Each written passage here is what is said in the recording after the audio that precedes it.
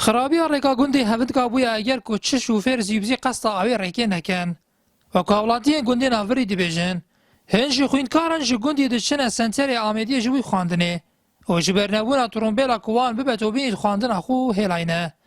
چونکی هر ترومبیلا که یک جار دوی جاده ده هات و چو ایدی نهایته و ام شش خیش بوین ریکن من نخوش بون ام نشم چنه دامه ام هیکی ده روز جوسان برین دامه او تلان برای کاری که من نخوش بون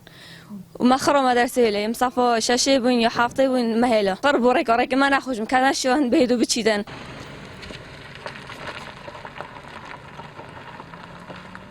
افریقا ما یا وی گندی خر یا عطل بیامی تاسانا خرد یه چوی اما شارع عام یه خرابی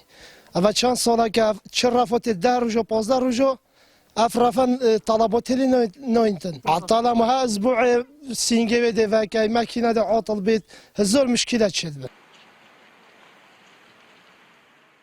مخواست دا خویانی دبردار آمدی ورگرین لی برهف نبو برسی واگلین حولاتیان بدهد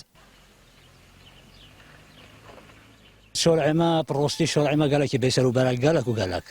يعني ولي هوتي خو من عشان طلبات خو بين مدرسه يعني شيء حفته زودنا مدن حقيقي الطلبات تسير نوين بال شو بالش عندي شرع خربه عملت خيجي اف او برفسو ما سولادهن دورنا صار ريكوما ودير شرع ما خرب كان صنوهي وتشدي في شنو قانون جنينه گندی هفت کاتی که بیت لای باکور قازا آمدی و پتر جبیست مال لهنه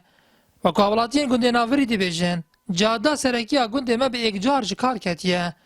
و او خوینکارین جی گندی دچنه سنتر قازا نافبری جوی خواندنه ضررمندین سرکینه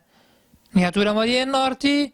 گندی هفت کال سنوری قازا آمدیه